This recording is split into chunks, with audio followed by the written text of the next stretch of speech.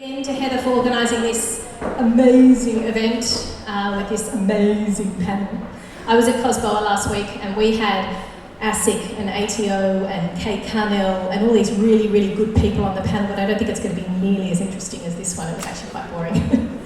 So thanks for joining us everyone today. Those of you who don't know me, my name is Alexi Boyd. I am a radio host, professional panel moderator and event podcaster.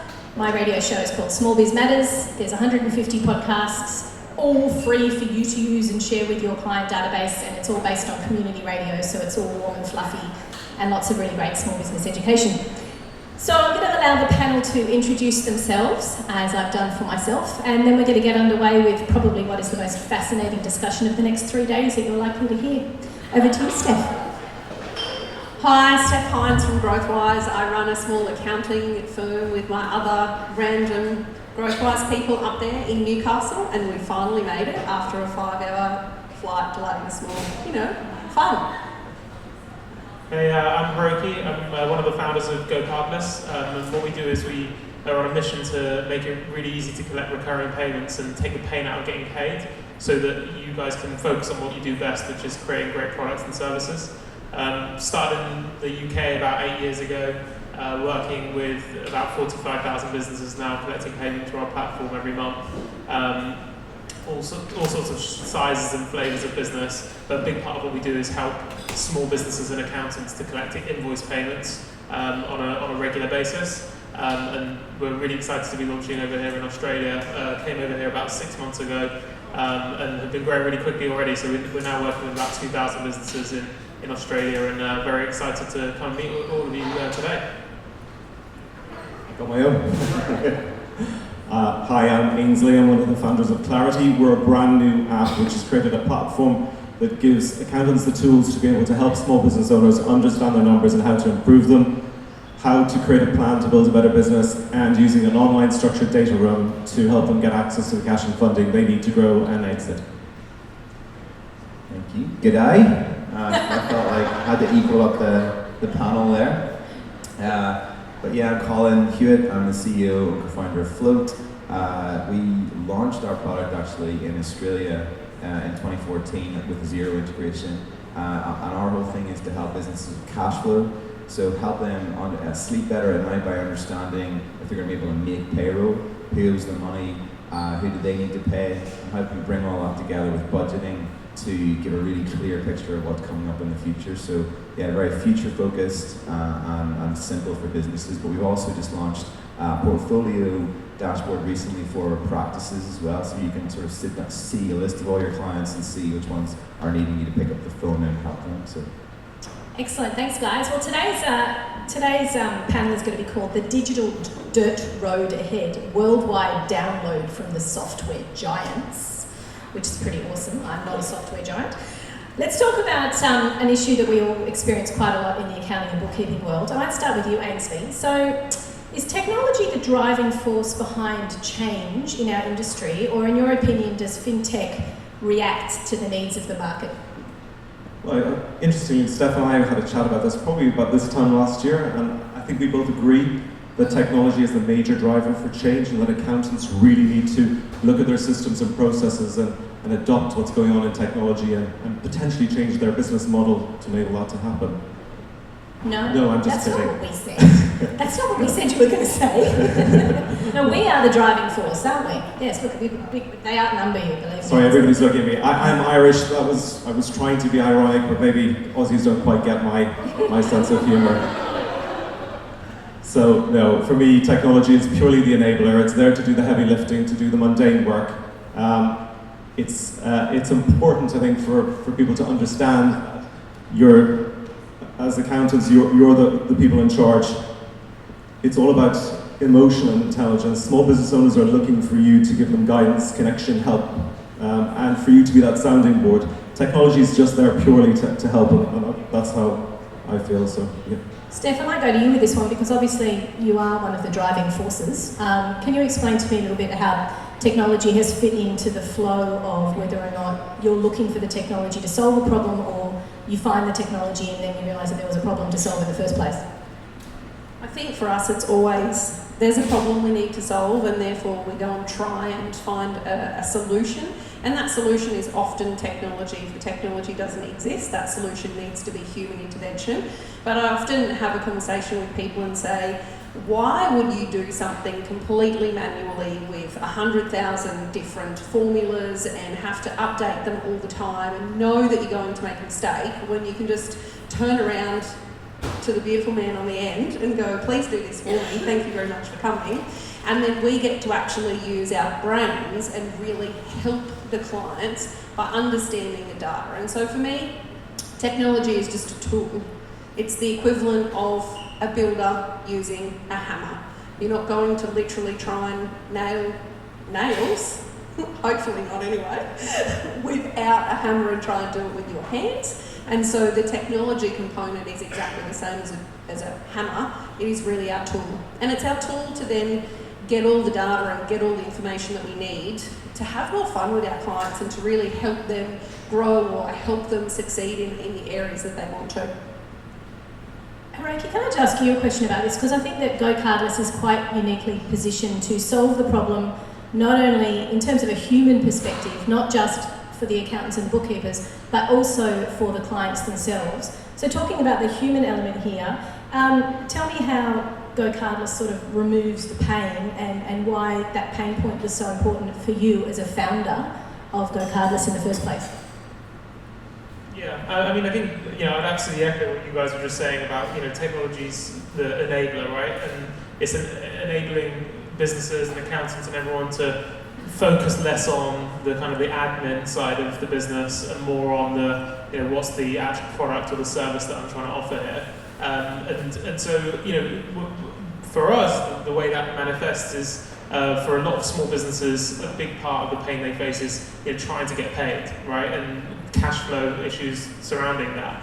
And most of the cash flow issues that we see are due not to the fact that they're not generating enough new business from all of their customers. It's actually from late payments. And so that creates a lot of stress. People not being able to sleep because they don't know if they're going to make payroll. A lot of chasing customers, and a lot of the businesses we work with, they're spending like significant portions of their time just chasing their customers for payment. I've heard of stories where business owners dedicating a day a week to just going and chasing their customers for payment. So this is just all taking away from the value that you're really trying to create as a business. And for us, the way that we think about that is by automating that and leaning on that technology that is an enabler to take that pain away and then buy yourself back that 25% of your week that you're using to go and just chase payments.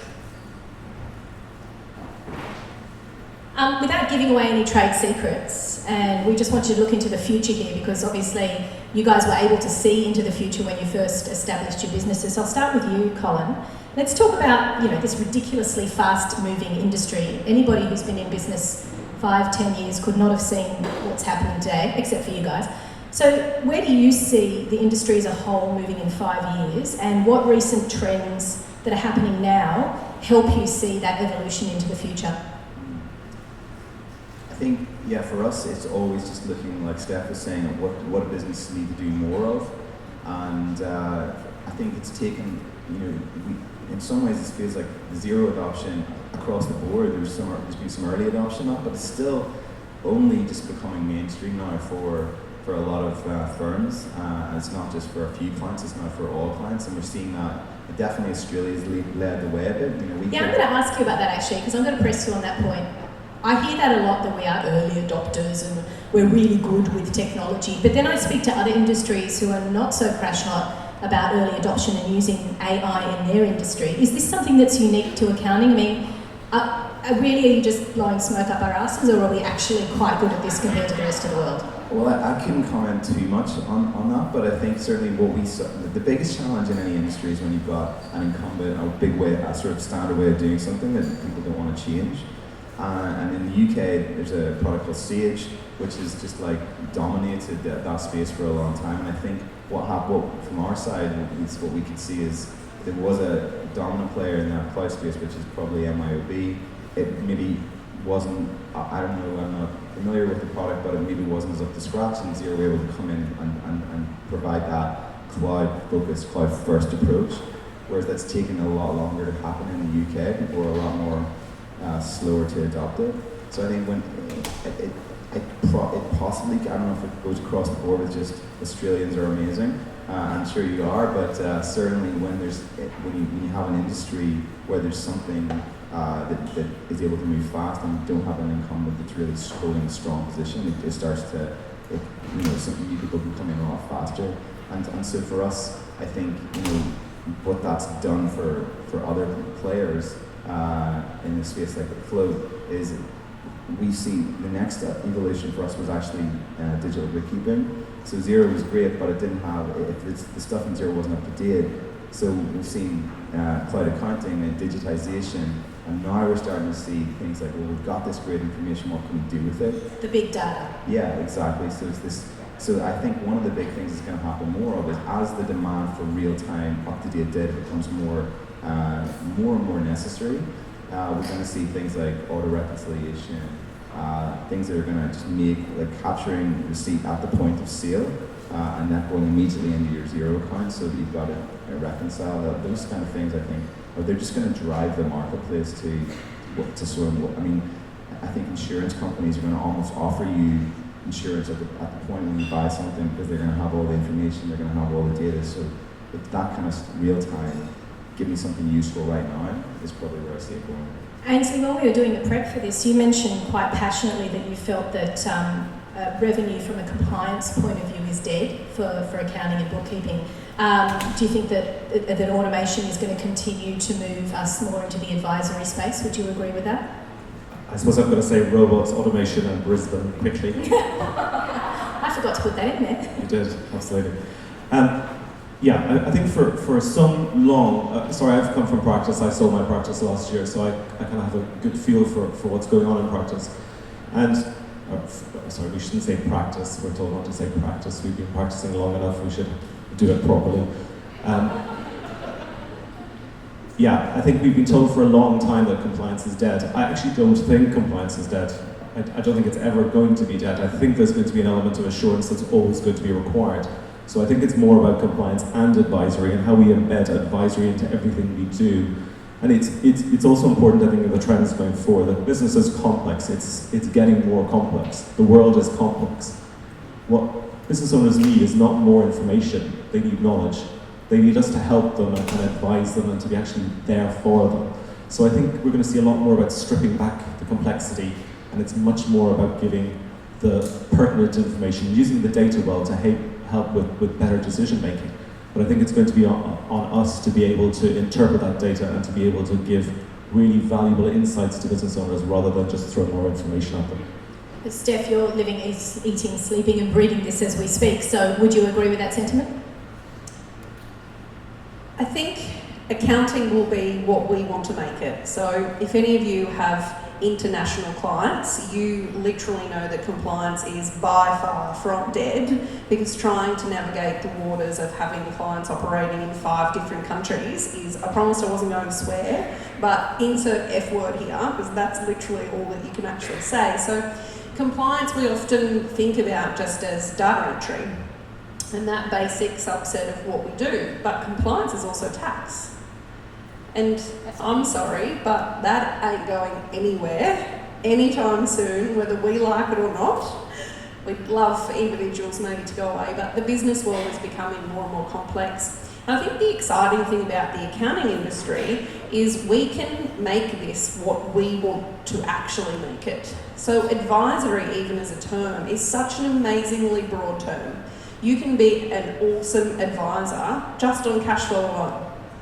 You can be an amazing advisor to just growth-related businesses, to SaaS-related businesses, or advisory for you might actually be, I want to go down the software route and I want to design systems for clients to really streamline their life so that they don't have to do all of that data entry. Or maybe you want to step that up a notch and do the software advisory piece that is literally, here is your systems that will run your entire business from lead generation through to sales, through to everything else. And I think that's the exciting thing about accountants and accounting and this whole entire industry.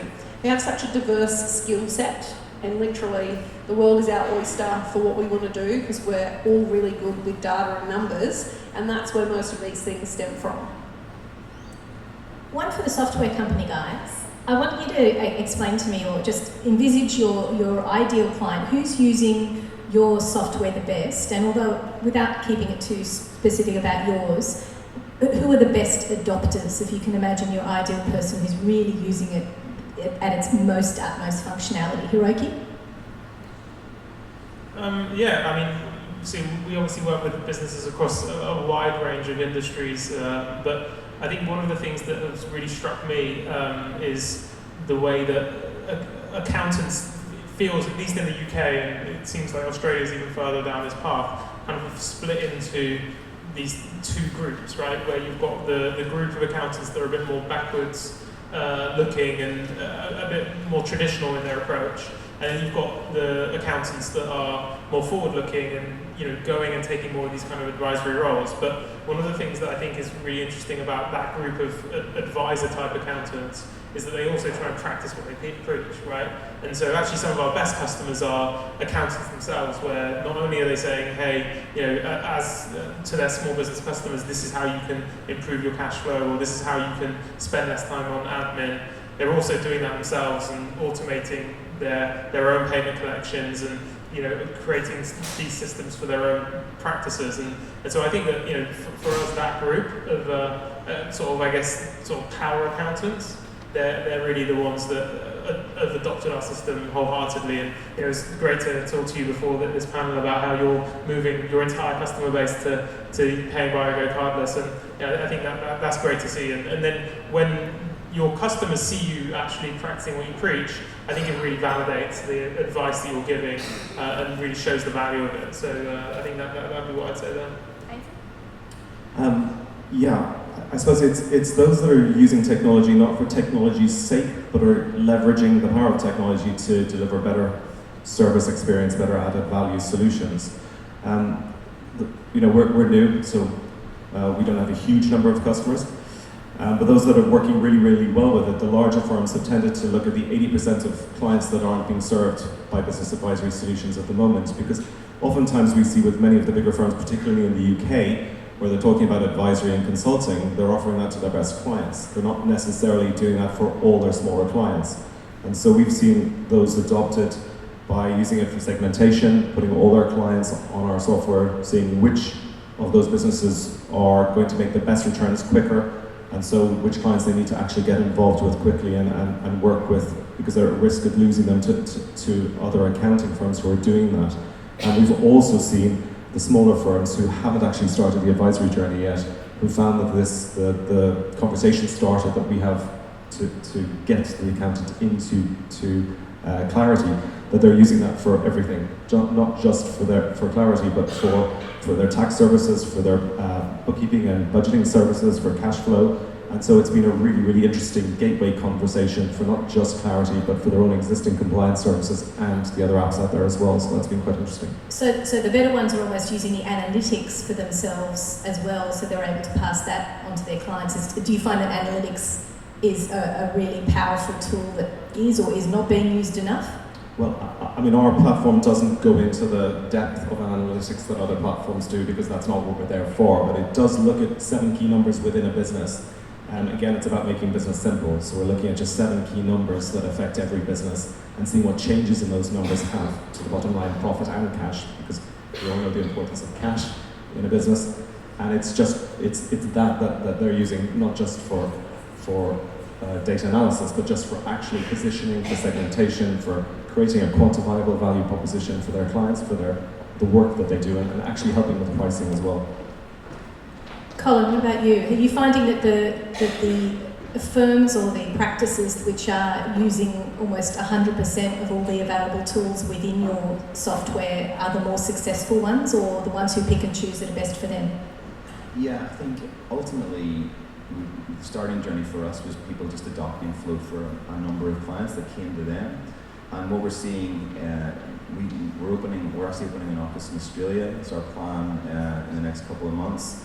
And we want to, but in the UK, when we've been working with accountants really closely to help them actually go live to everybody when they're starting up with every new client.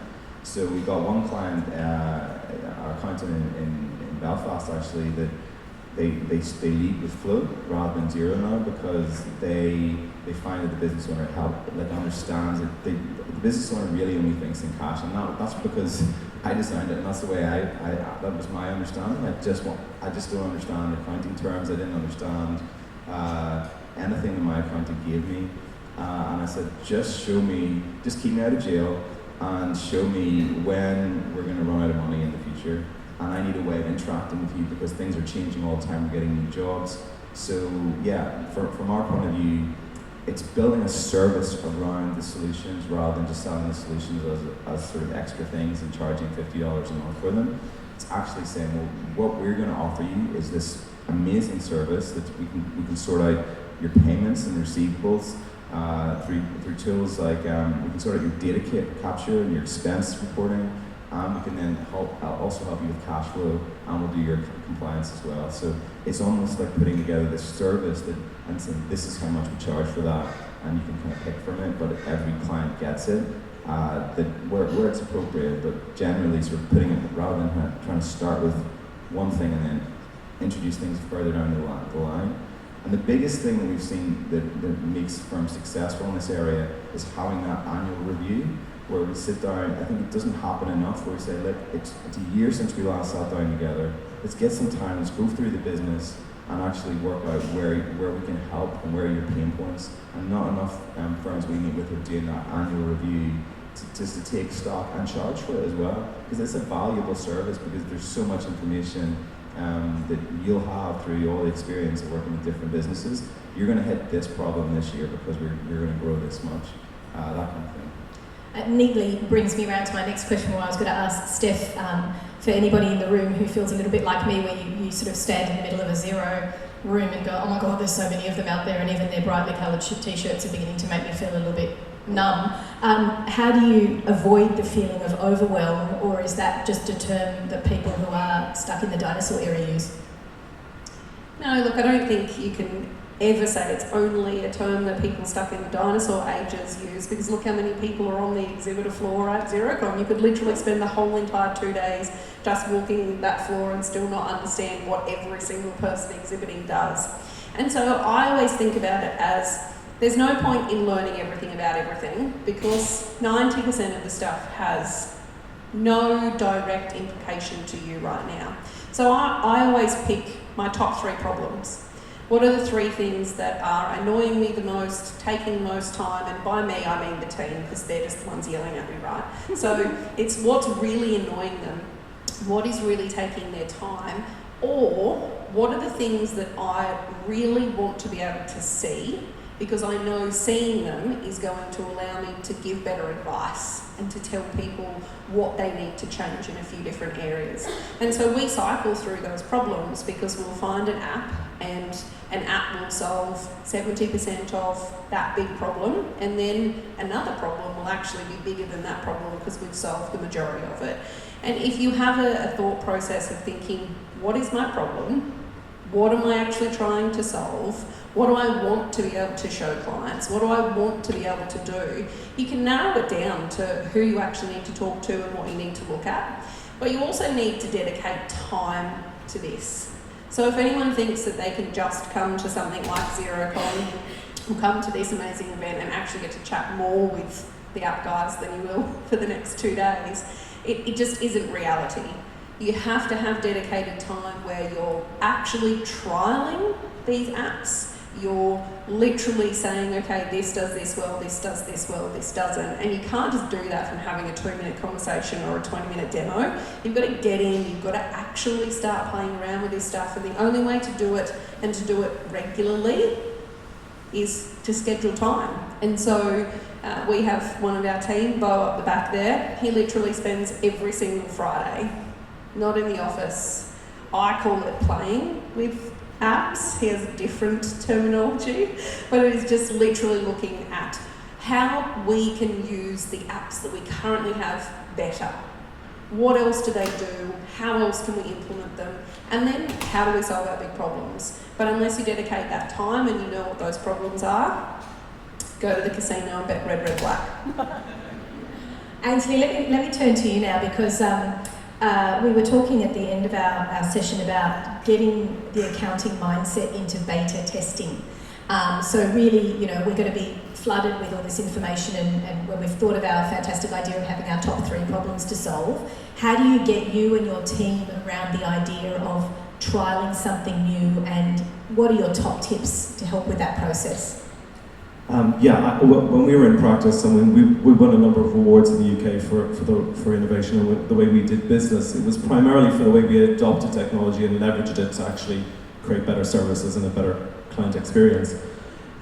We were always known for being a laboratory, so we had a playroom, actually.